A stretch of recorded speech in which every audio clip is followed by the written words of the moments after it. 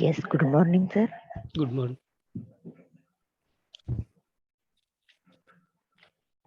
Suswagatam. Suprabhat. Good morning, all of you, student.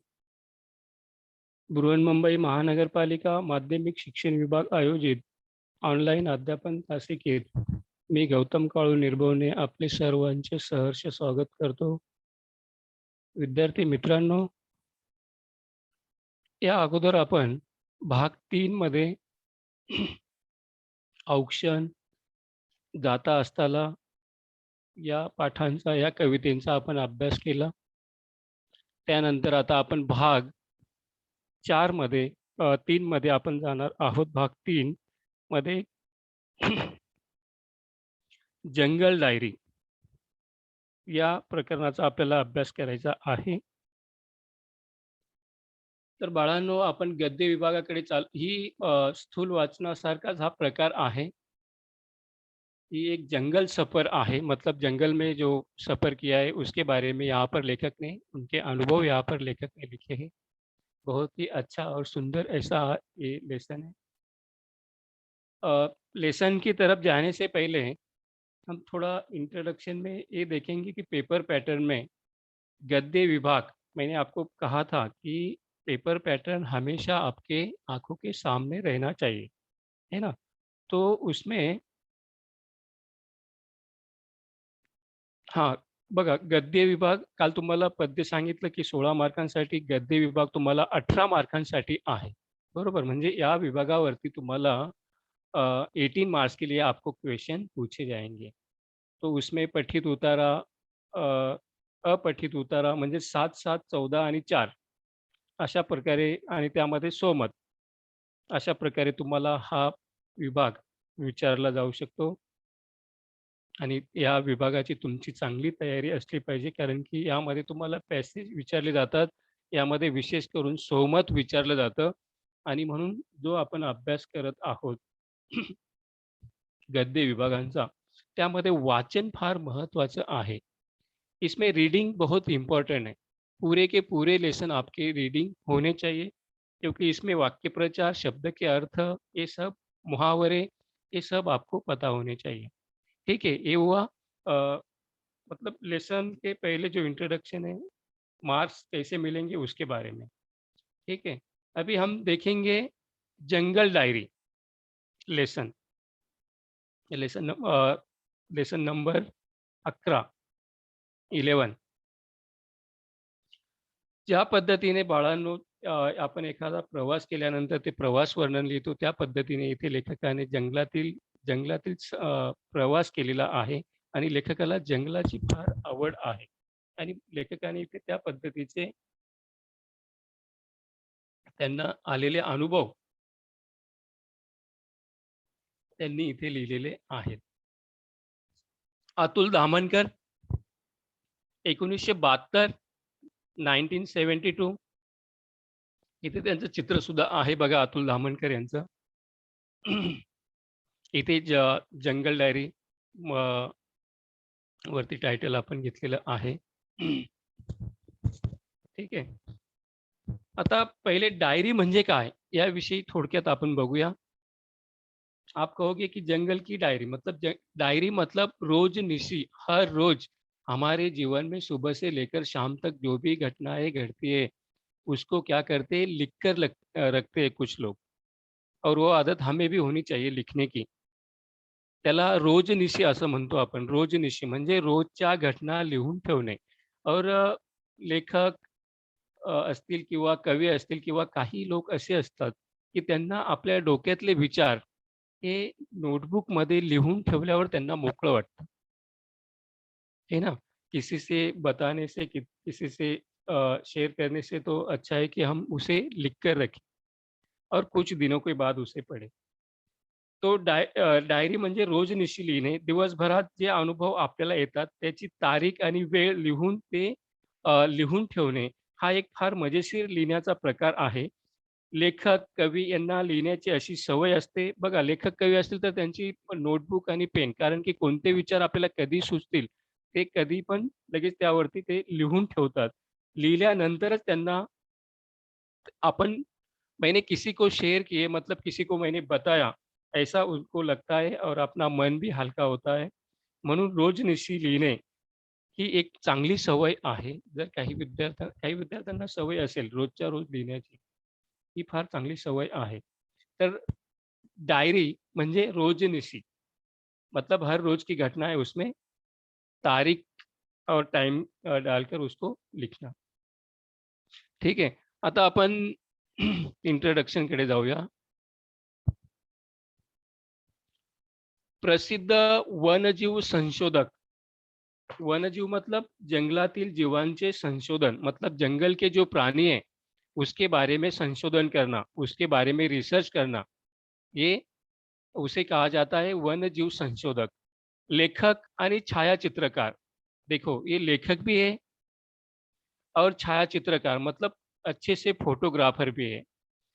त्यांनी गेल्या 25 वर्षापासून ताडोबा अंधारी व्याघ्र प्रकल्प TATR मध्ये वाघांचा अभ्यास केलेला आहे. वो खुद छायाचित्रकार आहे. छायाचित्रकार म्हणजे फोटोग्राफर. त्यांनी गेल्या 25 वर्षापासून ताडोबा अंधारी व्याघ्र प्रकल्प. आता ताडोबा अंधारी व्याघ्र प्रकल्प म्हणजे इथे थोडंसं तुम्हाला विस्तृतमध्ये मी सांगणार आहे, की अ, भारतात एकूण 54 व्याघ्र प्रकल्प आहेत. 54 व्याघ्र प्रकल्प. व्याघ्र मतलब टाइगर, जिसे हिंदी में आप लोग बाघ बोलते हैं. मराठीत त्याला वाघ म्हणतात आणि त्याला इंग्रजीमध्ये त्याला अंग्रेजी में उसे टाइगर कहा जाता है. और प्रकल्प का मतलब होता है प्रोजेक्ट. ये एक बहुत बड़ा जंगल है ताडोबा. हे चंद्रपूर जिल्ह्यामध्ये आहे.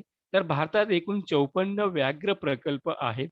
त्यापैकी ताडोबा हे एक मुख्य व्याघ्र प्रकल्प आहे. उसमें से ताडोबा ये एक मुख्य व्याघ्र प्रकल्प माना जाता है. मतलब इस जगह पर जाकर आप प्रत्यक्ष बाघ म्हणजे टायगर बघण्याचा तुम्ही अनुभव घेऊ शकतात. परंतु त्याचे सुद्धा काही नियम आहेत. याला ताडोबा नॅशनल पार्क असंही म्हटलं जातं. ताडोबा अंधारी व्याघ्र प्रकल्प हे महाराष्ट्राच्या विदर्भ भागात आहे. कुठे आहे ते? महाराष्ट्राच्या विदर्भ भागात आहे. ते नागपूरपासून 150 किलोमीटर तर चंद्रपूरपासून 35 किलोमीटर आहे. आणि हे एक नैसर्गिक वाघांचं इथं प्रकल्प आहे इथे. वाघांना इथे बांधून ठेवलं जात नाही, मोकळं सोडलं जातं. त्यानंतर पुढे बघा, राजस्थान, पश्चिम बंगाल, उत्तराखंड आणि गुजरातमधील अनेक उत्कृष्ट जंगलांना त्यांनी भेटी दिलेल्या आहेत. लेखकाला जंगलचा प्रवास करण्याची फार आवड आहे आणि म्हणून लेखकाने राजस्थान, पश्चिम बंगाल, उत्तराखंड ऐसे जहाँ पर बड़े-बड़े जंगल है वहाँ पर उन्होंने सफ़र किया है. अभी उन्होंने कौन-कौन से किताबें लिखी है?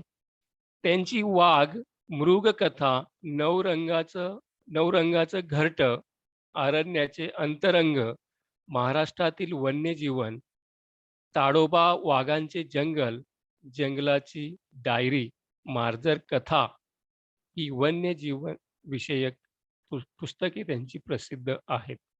बरोबर. आता हा आपण बघितला लेखकाचा परिचय थोडक्यात. आता पुढे काय दिलेलं आहे बघा.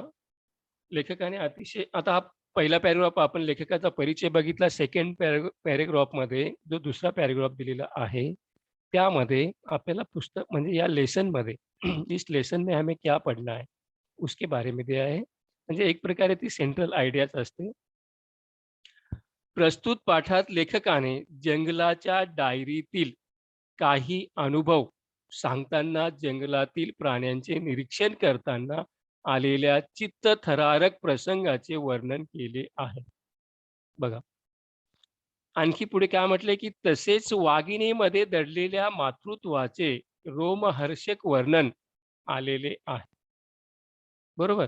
म्हणजे काय म्हटलंय, की प्रस्तुत पाठात लेखकाने त्यांचे प्राण्यांचे, जंगलातील प्राणी त्यांचं निरीक्षण, निरीक्षण का मतलब होता है ऑब्जर्वेशन करना, है ना?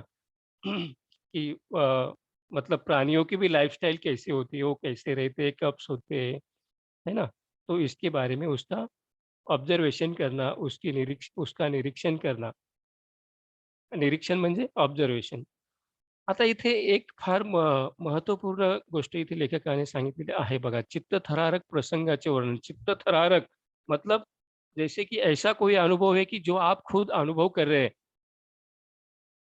और वो भी अनुभव ऐसा है की जिसमें अ, अ, त्या अनुभवातून अंगावरती आपल्या शहारे येतात, काटे येतात. म्हणजे प्रत्यक्ष अनुभव घेणे, आश्चर्यकारक अनुभव घेणे, श्वास रोखून एखादा अनुभव घेणे, अ, अशा प्रकारचा अशा प्रकारचं वर्णन जैसे कि आपके सामने सच में वाघ बाघ है, तो उसका आप खुद निरीक्षण कर रहे हो, ऐसा एक अनुभव यहाँ पर लेखक ने लिया है और वो अनुभव को कहा है कि चित्तथरारक अनुभव. चित्तथरारक मतलब यहाँ पर लेखक की आँखों के सामने है और वही अनुभव लेखक ने यहाँ पर बताया है. और क्या कहा है कि मातृत्व है ना, माँ का प्रेम है ना, माँ का प्रेम, मातृत्व ये सिर्फ हमारे इंसानों में नहीं है, तो ये जो जंगल के प्राणी हैं उसमें भी है. अभी देखो बाघ मतलब टाइगर, इसको इसका नाम लेते ही हम क्या बोलते हैं कि ये बड़ा हिंस्र प्राणी है, ये कभी भी अटैक कर सकता है किसी पर भी, है ना. लेकिन यहाँ पर जो वाघीण है, म्हणजे जी मादी आहे वाघीण, तिच्या मध्ये सुद्धा मातृत्व आहे. आता इथे फक्त वाघिणीमध्येच मातृत्व असं नाही, तर या जगातील प्रत्येक प्राणी, जीवजंतू प्रत्येकामध्ये मातृत्व हे असते आणि त्याचा अनुभव इथे लेखकाने घेतलेला आहे. ठीक आहे. आता इथे तुम्हाला समजलं की वाघ हा एक वाघीण ही एक हिंस्र प्राणी है ना.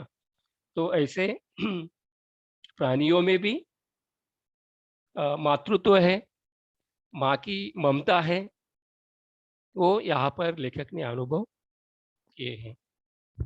मी मोबाईल जरा आडवा करतो म्हणजे तुम्हाला स्पष्ट दिसेल.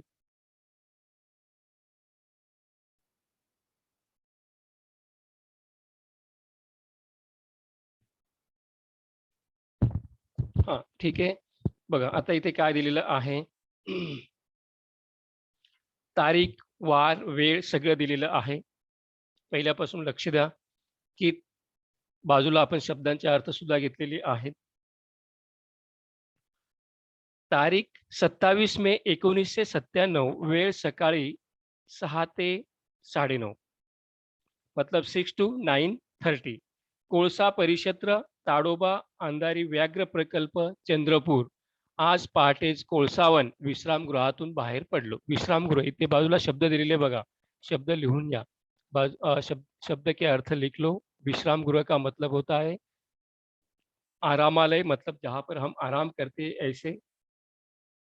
आणि इथे जी पहिली लाईन दिलेली आहे बाळांनो, क्या कभी भी पैसेज रीड करते समय, पढ़ाई करते समय उसमें हमें क्वेश्चन भी किस तरीके से पूछे जाएँगे ये भी हमें ध्यान में रखना है.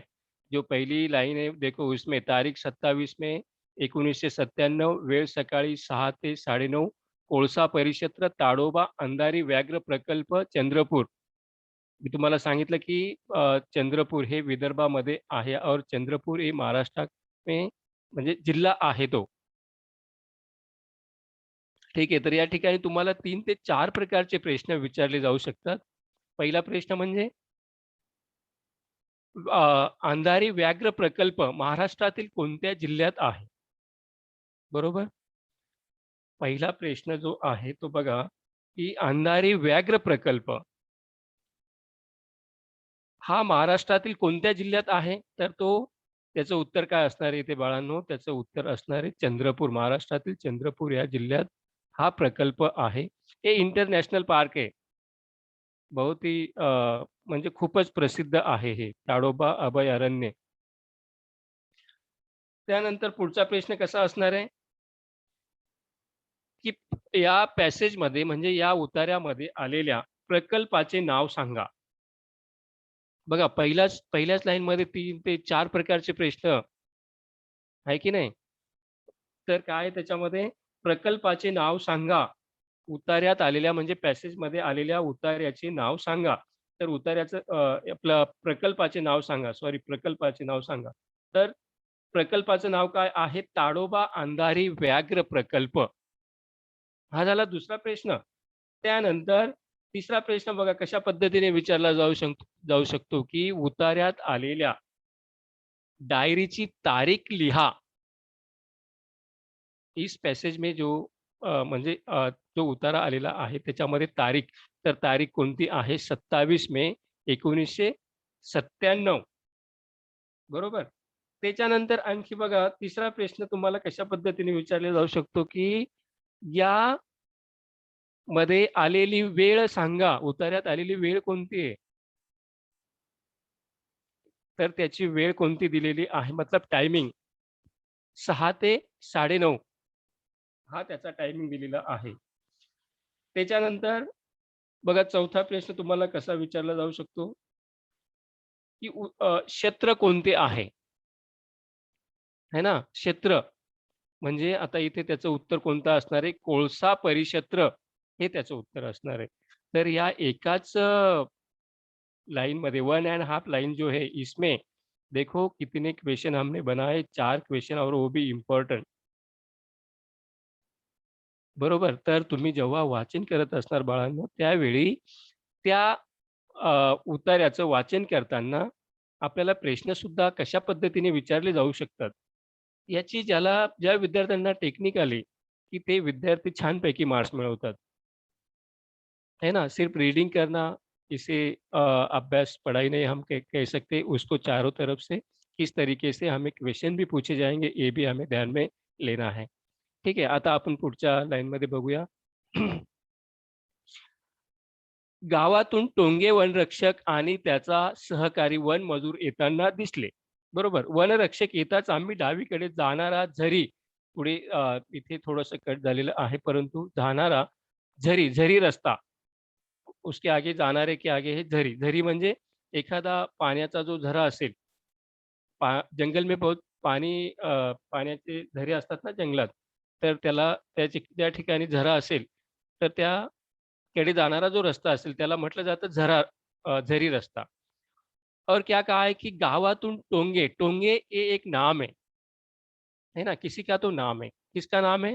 वनरक्षक. वनरक्षक मतलब कौन? कि जो जंगल का संरक्षण करते हैं, उनको कहा जाता है वनरक्षक. वनरक्षक जैसे कि पुलिस पुलिस डिपार्टमेंट हमारा संरक्षण करता है ना, तो वैसे जंगल का संरक्षण करने के लिए भी गवर्नमेंट ने वनरक्षक या कुछ अधिकारी रहते हैं, उनको वहाँ पर रखा है. तर वनरक्षक म्हणजे जंगलाचं संरक्षण करणारा जो असतो त्याला म्हटलं जातं और उसके साथ में और एक आदमी है. कौन है? सहकारी. सहकारी मतलब उसका मित्र, उसका कोई होगा काम करने वाला, उसके साथ में जो. कोण आहे वो? वनमजूर येताना दिसले. वनमजूर मतलब वनात मजूर करणारा, वनात काम करणारा जो असेल तो. आणि मग यांनी त्यांना बघताच काय केलं लेखकाने झरी रस्ता धरला. समोर चालणारा वनमजूर अचानक थबकला. मी प्रश्नार्थक नजरेने पाहिलं तर त्यानं रस्त्याकडं बोट रोखलं. अभी यहाँ पर एक बात ध्यान में रखो कि इस लेसन में वाक्य प्रचार भी बहुत आए हैं, है ना? वाक्य प्रचार मतलब मुहावरे. इसके लिए भी मैंने एक अलग से पीडीएफ बनाई है, वो लास्ट में मैं आपको अ, दिखाने वाला हूँ, जब ये लेसन खत्म होगा तभी. म्हणजे कारण की वाक्यप्रचार हे तुम्हाला 4 मार्कांसाठी विचारले जातात आणि ते सुद्धा फार महत्त्वाचे आहेत. आता इथे थबकणे म्हणजे इथे बाजूला शब्द दिलेला आहे बघा तो लिहून घ्या. थबकणे म्हणजे रुकना, थांबणे. क्यों रुक गए? क्योंकि उनको कुछ तो दिखाई दिया और मी मतलब यहाँ पर जे मी सारखे जे शब्द आले, तर ते लेखकाला उद्देशून शब्द असणार आहेत. कारण की बऱ्याच वेळा विद्यार्थ्यांना कळत नाही, की मी मतलब कोण? तो मी का मतलब होता है लेखक. मी प्रश्नार्थक नजरेने पाहिलं, म्हणजे लेखकाने हमारे चेहरे पर हम बहुत सारे हाव-भाव कर सकते हैं ना, तो चेहरे को देखकर ही हमें पता चलता है की इनको क्या कहना है. तर चेहऱ्यावरती त्यांनी प्रश्नार्थक मुद्रा अशी तयार केली आणि तर त्याने काय केलं रस्त्याकडे बोट रोखलं. बोट रोकणे मतलब कुछ संकेत करना, इशारा करना हे वाक्यप्रचार आहे किंवा लक्ष वेधणे अशा प्रकारे.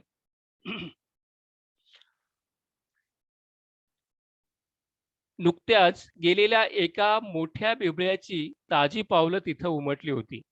आता बिबळा बघा, बिबळा आता मी तुम्हाला इथे थोडंसं हा आहे वाघ, बरोबर? बघा इथे ते पाणी पीत आहेत. थोडंसं तुम्हाला मी इथे 1 मिनिटं जरा मोठे झाले.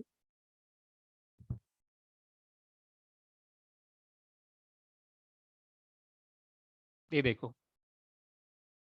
हे हे बिबळा.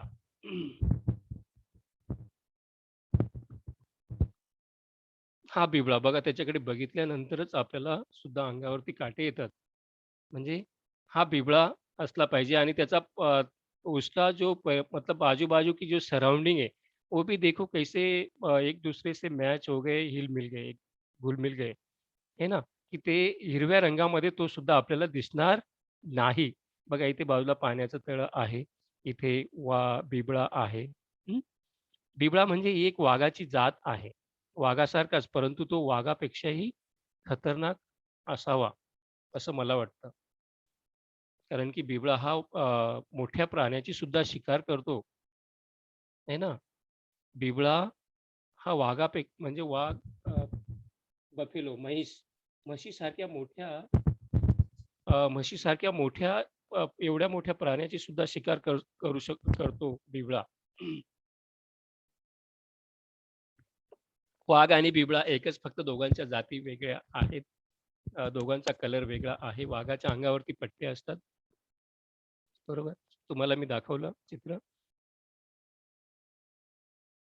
तरी ते नुकत्याच गेलेल्या एका मोठ्या बिबळ्याची ताजी पावलं तिथं उमटली होती. ताजी पावलं म्हणजे फ्रेश फुटप्रिंट्स, हमने जो देखा ना लेसन फुटप्रिंट जैसे ताजी पावलं तिथे उमटली होती.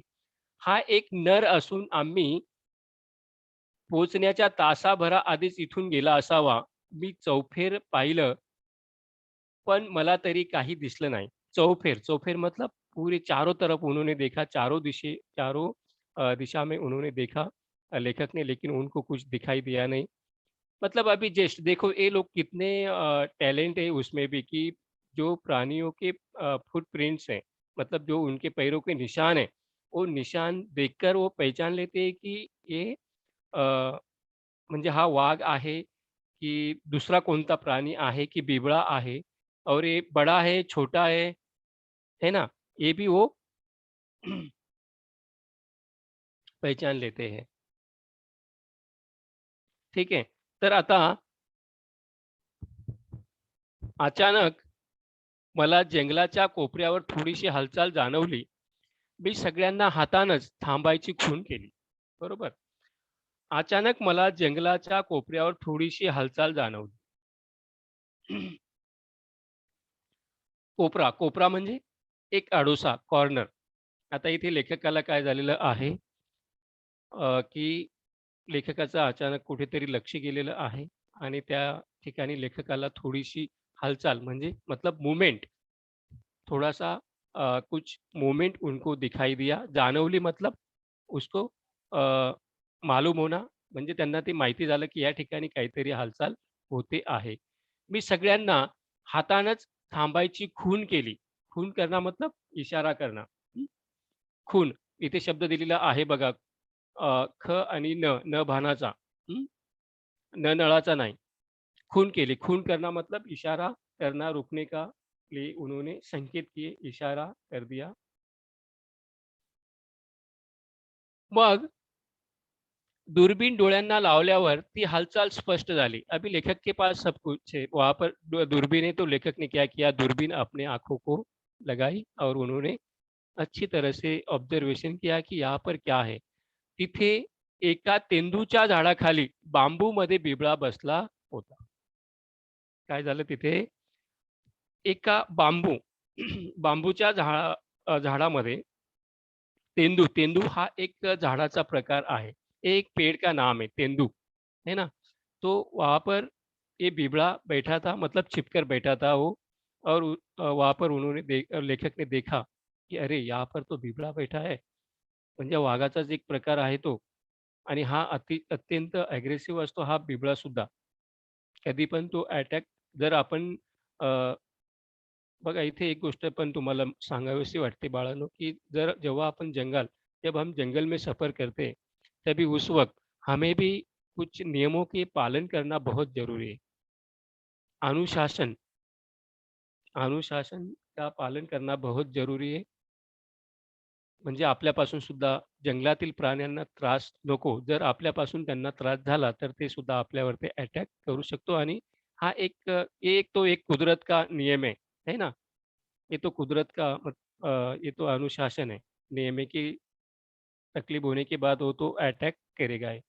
पण इथे लेखकाने सगळ्या नियमांचं पालन केलेलं आहे. बरोबर. मग इथे काय म्हटलेलं आहे, की बांबूमध्ये बिबळा बसला होता, पण त्याचा रंग आसपासच्या परिसराशी एवढा मिसळून गेला होता, की त्याची शेपूट जर हलली नसती, काय म्हटलं आहे, की त्याची शेपूट जर हलली नसती, तर तो मला मुळीच दिसला नसता. मतलब वो मुझे बिल्कुल ही दिखाई नहीं देता. अगर उसकी पूँछ नहीं हिलती तो. जर त्याची शेपूट हलली नाही कारण की तो तिथला रंग परिसरातील हिरव्या झाडांचा रंग आणि त्याचा रंग एकसारखाच दिसत होता आणि जर का त्याची शेपूट हलली नसती, तर लेखकाला तो दिसला नसता. त्याची पाठ आमच्याकडे होती, त्यामुळे त्यानं अद्याप आम्हाला पाहिलं नव्हतं. अद्याप म्हणजे अजूनही. मतलब उसका मुँह उधर था. अभी तक उन्होंने लेखक को मतलब जो लेखक के साथ जो वन रक्षक थे, वन मजूर थे, उनको उन्होंने देखा ही नहीं था. त्यामुळे त्याने अद्याप पाहिलं नव्हतं. पण तेवढ्यात वनरक्षकाचा पाय एका वाळक्या काटकीवर पडला आणि कट असा आवाज आला. बघा, देखिए लेखक ने कितने अच्छे से यहाँ पर लिखा है ना? कि जो वनरक्षक है उसका पैर एक एका वाळक्या काटकीवरती पडला. मतलब जो सूखी लकड़ी रहती है, उसके ऊपर अगर पैर पड़ा तो उसका आवाज़ आता ही है ना, कैसे आवाज़ आता है? कट ऐसा आवाज आता है. तो एक वाळक्या काटकीवरती त्याचा पाय पडला आणि अ, तिखट कानाच्या बिबळ्याने आवाज ऐकताच काय म्हटलंय बघा, कानाच्या बिबळ्यानं तो आवाज ऐकताच वळून पाहिलं आणि एकाच झेपेत तो जंगलात अदृश्य झाला. तिखट कान का मतलब क्या होता है? बहुत तेजी से सुनना. है ना? त्यांना तिखट कान म्हणजे त्यांना खूप पटकन ऐकायला येतं. जंगलात बघा बाळांनो, जंगलातले जे प्राणी असतात, ये तो एक अ, कुदरत का चमत्कार है ना? ये तो एक कुदरत का चमत्कार है. सिंपल सा मैं उदाहरण देता हूँ की म्हणजे कुत्रा असेल, तर कुत्र्याला सुद्धा बघा 1 ते 2 किलोमीटरवरून आपण बोललो तरी त्याला ऐकायला जातं. म्हणजे प्राण्यांमध्ये ही एक फार क्षमता मोठी निसर्गाने दिलेली आहे, की त्यांना शत्रूचा आवाज त्यांना खूप लांबूनच समजतो. मतलब एक कुदरत का एक चमत्कार ही समझो कि उनको इस तरह के जो अ, अशा प्रकारे जे त्यांना गुण दिलेले आहेत प्राण्यांना. तिखट कानाच्या बिबळ्याने ऐकलं, मतलब बहुत तेजी से सुनणं, त्याला पटकन ऐकायला येणे, असं म्हटलं जातं. मग आता इथे एक प्रश्न असा आहे बघा, तुम्हाला पुस्तकात सुद्धा पाठीमागे प्रश्न दिलेला आहे. हं. आप टेक्स्ट बुक में देखोगे तो क्वेश्चन देखो कौन-सा टेक्स्ट बुक में पूछा है. मेरे सामने भी टेक्स्ट बुक है. लेखकाने बिबळ्याची ताजी पावलं पाहिल्यानंतरच्या कृतीचा घटनाक्रम लिहा. काय दिलेलं आहे? लेखकाने बिबळ्याची ताजी पावलं पाहिल्यानंतरच्या कृतीचा घटनाक्रम लिहा. हा सुद्धा प्रश्न आपण घेतलेला आहे शेवटी सोडून. ते सुद्धा मी तुम्हाला नंतर सांगणार आहे. आता फक्त याच्याकडे कशा पद्धतीने घटनाक्रम घडलेला आहे तो आपण बघूया. अदृश्य होणे मतलब दिसेनासे होणे हा सुद्धा एक वाक्यप्रचार आहे. दिसेनासे होणे किंवा गायब होणे अशा पद्धतीने. बिबळ्याच्या निरीक्षणाची चांगली संधी हातची गेली म्हणून मी हळहळलो. हळहळणे बहुत बुरा लगना, वाईट वाटणे. हळहळणे म्हणजे वाईट वाटणे. क्योंकि लेखक को यहाँ पर एक अच्छी अपॉर्च्युनिटी, संधी म्हणजे मौका, ज्याला आपण अपॉर्च्युनिटी म्हणतो ते.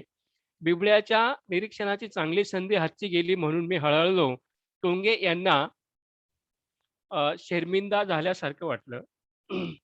काय झालं? अ, टोंगे यांना शर्मिंद झाल्यासारखं वाटलं. आम्ही लगेच पुढे निघालो. शर्मिंदा होणे. शर्मिंदा होणे म्हणजे त्यांना सुद्धा वाईट वाटणे, लाजणे इथे शब्द दिलेला आहे. बरोबर आहे. शर्मिंदा का मतलब होता है लाजणे. परंतु इथे वाईट वाटणे असा शब्द आपण घ्यायचा आहे. हा सुद्धा वाक्यप्रचार आहे. आम्ही लगेच पुढे निघालो. थोड्याच अंतरावर रायबाकडे जाणारा रस्ता उजवीकडे वळत होता. रायबा हे एक प्लेस का नाम है. जंगल में बहुत सारे जगह रहती है, बहुत सारे म्हणजे एखादा पाण्याची जागा असेल, डोंगर असेल, छोटी छोटी टेकडी असेल, तर त्यांना नावं दिलेली असतात. तर इथे रायबा, रायबा म्हणजे हे एक जागेचं नाव आहे. बरोबर? आणि मग आम्ही रायबाकडे जाणारा रस्ता पकडला त्यांनी. रायबाकडे जाणारा रस्ता उजवीकडे वळत होता. तो रस्ता धरला आणि जंगल आणखीनच दाट झाल्यासारखं वाटलं. मतलब जैसे-जैसे वो आगे जंगल में आगे-आगे बढ़ते गए, वैसे-वैसे जंगल बहुत घना होते गया. मैंने आपको कहा कि ये जो ताडोबा अभयारण्य जे आहे, तिथे फक्त वाघच नाही तर तिथे वेगवेगळे अनेक प्रकारचे तिथे प्राणी आहेत. जवळपास आपल्याला तिथे 150 ते 200 प्रकारचे प्राणी तिथे बघायला मिळतील. पक्षीसुद्धा तिथे अनेक प्रकारचे आहेत बाळांनो. म्हणजे तिथे अस्वल, म्हणजे जंगलातील जे प्राणी असतील ते सगळे तिथे तुम्हाला बघायला मिळणार. आणि हे प्राणी बांधून ठेवलेले नाहीत. जसे जसे की जसे आपण इथे राणीचा बाग वगैरे बघतो किंवा सर्कस वगैरे बघतो, तिथे आपण त्यांना प्राण्यांना पिंजऱ्यामध्ये ठेवलेलं असतं, तसा प्रकार इथे नाही. ताडोबा अभयारण्यात अंधारी व्याघ्र प्रकल्पामध्ये तसं नाही. तिथे प्राण्यांना मोकळं सोडलेलं आहे. जिसका नसीब रहेगा उसको वो दिखाई देता है ना? जवळपास आता तिथे 180 ते 200 च्या आसपास तिथे वाघांची संख्या सध्या तरी आहे. कधी-कधी तिथे कारण तिथे तिथे बघायला जाण्यासाठी पण परवानगी घ्यावी लागते. नियम रहते, उनका पालन करना पड़ता है. ठीक आहे. आता आपण बघूया पुढे. म्हणजे हे सुद्धा त्याला धरूनच आहे. काय म्हटले लेखकाने, की अ, डावीकडे जाणारा रस्ता त्यांनी धरला. जंगल पुढे अधिकच दाट होत चाललं. इथे 2-3 नाले असल्यानं झुडपांची दाटी जास्तच जाणवते म्हणजे माहिती होते. नाले, नाले हे एक अनेक वचन आहे. है ना? नाले, नाले म्हणजे जंगलातील एक छोटासा जो मतलब नदी पाणी वाहून म्हणजे हा एक जेव्हा जंगलात पाणी पडतं आणि पाणी पडल्यानंतर नैसर्गिक एक ओहोळ असा तयार होतो, बारीक नदी छोटीशी. त्याला आपण नाला म्हणतो. नाला हे एक वचन आणि नाले हे अनेक वचन. देखो मैंने कहा ना कि पढ़ाई करते समय हमें पूरे चारों तरफ हमें ध्यान देना है, कि इसको समानार्थी शब्द क्या है, इसका अनेक वचन क्या होगा, इसका म्हणजे याच्यावर इथे प्रश्न कसा तयार होईल, है ना? अशा प्रकारे तिथे तुम्हाला याचा अभ्यास करायचा आहे. आता ते प्रश्न पण मी तुम्हाला सांगणार आहे. मग इथे काय झालेलं आहे, की झुडपांची जास्तच दाटी जाणवते. तसंच नाल्यामध्ये थोडं पाणी साचून राहत असल्याने तिथं कुठलाही वन्य प्राणी दिसण्याची शक्यता होती. अ, त्यामुळे आता सावधपणे पावलं टाकणं आवश्यकच होतं. बरोबर? आता इथे आपण काय करूया, थोडासा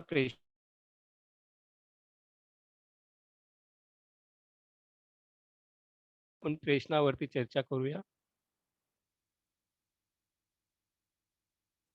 ठीक आहे. प्रश्न कोणता आहे, की लेखकाने बिबळ्याची ताजी पावलं पाहिल्यानंतरच्या कृतीचा घटनाक्रम लिहा. तर काय घटनाक्रम आहे, की पहिल्यांदा त्याला हालचाल जाणवली. दुसरा सेकंड बघा इथे हालचाल जाणवली. थोडी हालचाल जाणवली. सेकंड काय दिलेलं आहे सगळ्यांना थांबवण्याची खूण केली.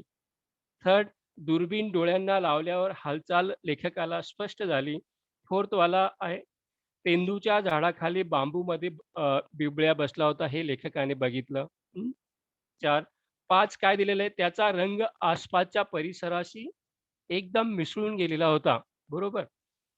त्याच्यानंतर 6 त्याची पाठ आमच्याकडे होती म्हणून अद्याप त्याने त्याची पाठ कोणाकडे होती?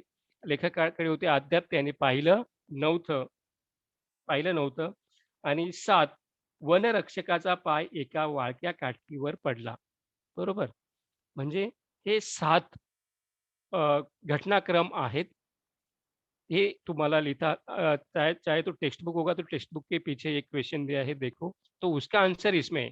तो देखिए ये पहला जो पैराग्राफ है ये मतलब सभी पैराग्राफ इम्पोर्टेंट है, लेकिन इस ये पैराग्राफ में भी बहुत सारे क्वेश्चन तैयार होते हैं, ठीक है। दाट, दाट म्हणजे गर्द आणि सावध म्हणजे सावध राहणे म्हणजे दक्ष राहणे. ठीक आहे. आता आपण पुढचा पॅराग्राफ बघूया.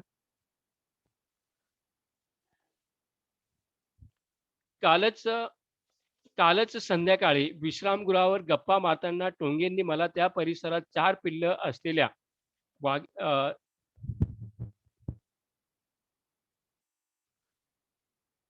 एक मिनिट हां, स्क्रीन में छोड.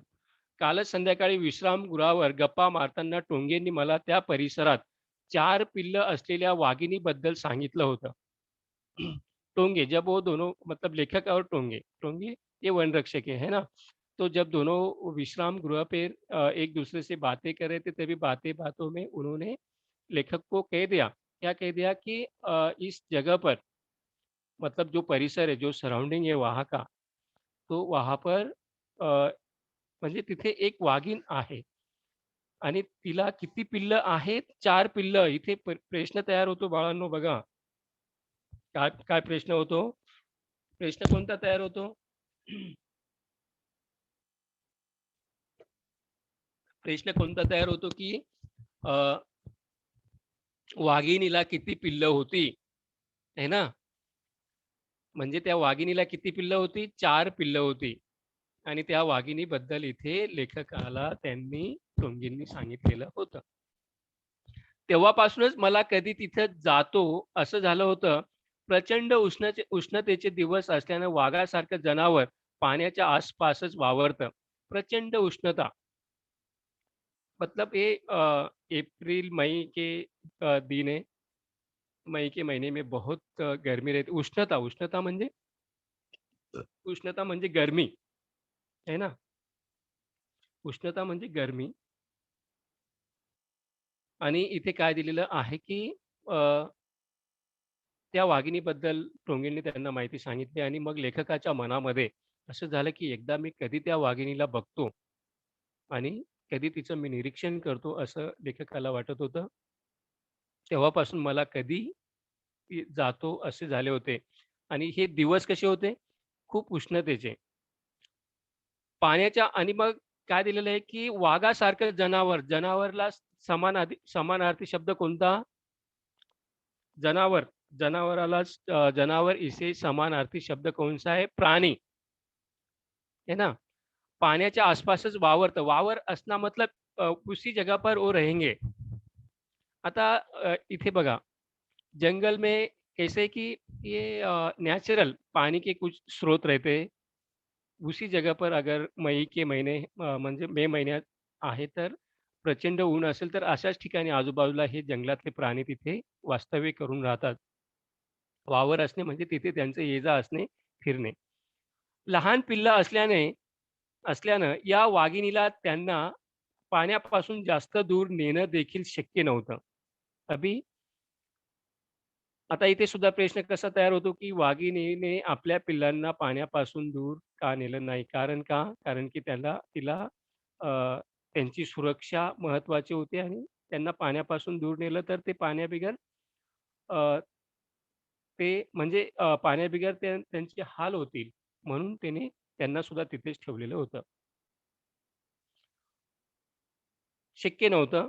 पण लहान पिल्लं असणारी वाघीण ही जंगलातलं सगळ्यात धोकादायक जनावर. बघा लक्ष द्या.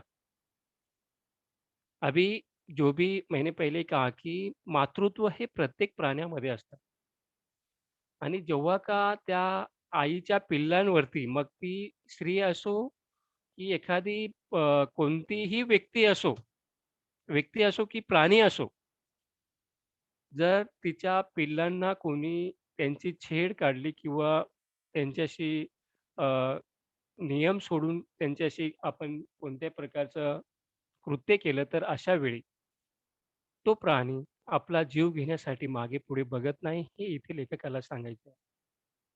आणि इथे लेखकाने एक इशारा हमें और सबको दिया है, की क्या दिया है, की जंगलातलं सगळ्यात धोकेदायक प्राणी म्हणजे त्या पिल्लांची आई वाघीण, लहान पिल्लं असणारी वाघीण ही जंगलातलं सर्वात धोकेदायक जनावर. म्हणून या ठिकाणी फार सावधपणे पावलं उचलणं गरजेचं आहे. पिल्लांच्या संरक्षणासाठी ही सजग आई, सजग मतलब सजग रहना, सजग म्हणजे जागृत राहणे, सावधान राहणे, है ना? हमेशा सजग रहना चाहिए. सजग म्हणजे जागृत. लिहून घ्या. प्रश्न शब्दाचे अर्थ जागृत राहणे.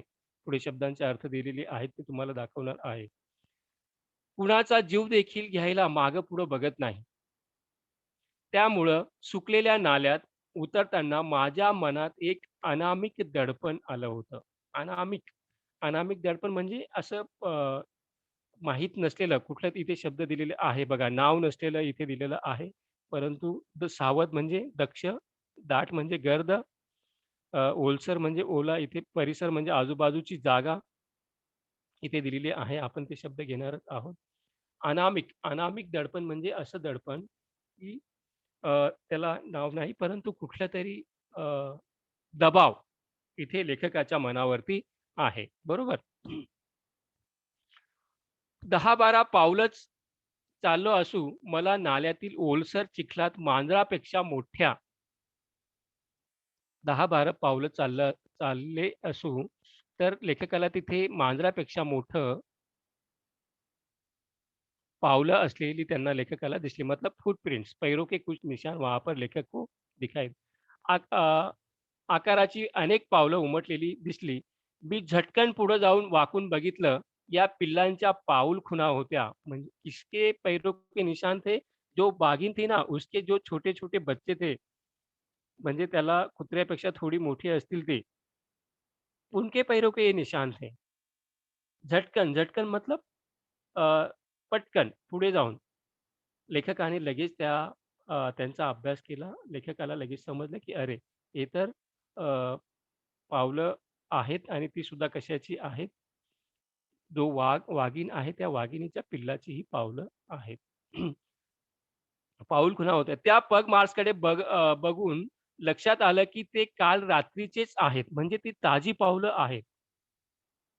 काल रात्रीचेच आहेत, फ्रेश. पग मार्क्स म्हणजे सुद्धा काय? पाऊल खुणा. पैरों के निशान. पग मार्क्स का भी मतलब होता है पैरों के निशान. मग ते काल रात्रीचेच आहेत. मतलब रात के समय फ्रेश ही है. अभी रात के ही समय वो यहाँ पर घूमने के लिए आए थे. याचा अर्थ स्पष्ट होता, वाघीण अद्याप आपल्या पिल्लांसह याच परिसरात वावरत होती. इसका मीनिंग ये स्पष्ट है कि वो जो वाघीण है, वो अभी भी इसी जंगल में घूम रही है और इसी जगह पर इसी वावर वावर असणे म्हणजे त्याच ठिकाणी ती फिरत आहे. आत्ता मी ती पिल्लं बघायला चांगलाच अधीर झालो होतो. अधीर होना, बहुत उतावीळ होना. अधीर होणे म्हणजे पटकन मला ती गोष्ट कधी एकदाची बघायला मिळते. अधीर होणे म्हणजे काय? की पटकन बघण्यासाठी उत्सुक होणे. और लेखक खूपच इथे उतावीळ झाला, की मी एकदाचं कधी ती पिल्लं बघतो. इथून सुमारे 100-125 पावलांवर नाल्यात थोडंसं पाणी असल्याचं मला माहीतच होतं. म्हणजे थोडासा 100-125 पावलं चालत गेलं की पुढे एक नाला आहे आणि त्या नाल्यामध्ये पाणी आहे. अभी यहाँ पर एक ध्यान में रखो की हा कडक मे महिना आहे आणि जंगलात काही ठिकाणीच फक्त पाणी आहे आणि त्या ठिकाणी ही जनावरं तिथे राहतात. ही वाघीण तिथंच सापडण्याची शक्यता होती. त्यामुळे आता तिकडं जाताना खूपच सावधगिरी बाळगणं आवश्यकच होतं. जमिनीवर सर्वत्र पानगळीमुळे पडलेला वाळका पाचोळा साचून होता. त्यावरून पाय न वाजवता जाणं ही एक मोठीच कसरत होती. कसरत, मेहनत, कष्ट. पाय न वाजवता चालणे म्हणजे थोडासा सुद्धा आवाज न येणे. पाय न वाजवता चालणे म्हणजे थोडा सुद्धा आवाज न येणे, हा वाक्यप्रचार आहे. आणि इथे पाला-पाचोळा मतलब जो पेड़ पौधे हैं उनका जो अ, उनके जो पत्ते हैं वो नीचे गिर जाते हैं मई के महीने में और उसके ऊपर पैर रखने से आवाज़ आता है. जैसे की हमें पहिले देखा कट ऐसा जो आवाज आया वैसे. तर बाळांनो इथे आपण थांबूया आणि राहिलेला लेसन आपण उद्याच्या तासाला आपण कंप्लीट करूया. हा पॅराग्राफ हे 2-3 पॅराग्राफ फार महत्त्वाचे आहेत. त्यामध्ये तुम्हाला प्रश्न विचारले जाऊ शकतात. परीक्षेला सुद्धा येऊ शकतात. आपण उद्याच्या तासाला अजून याला कंटिन्यू करूया. धन्यवाद.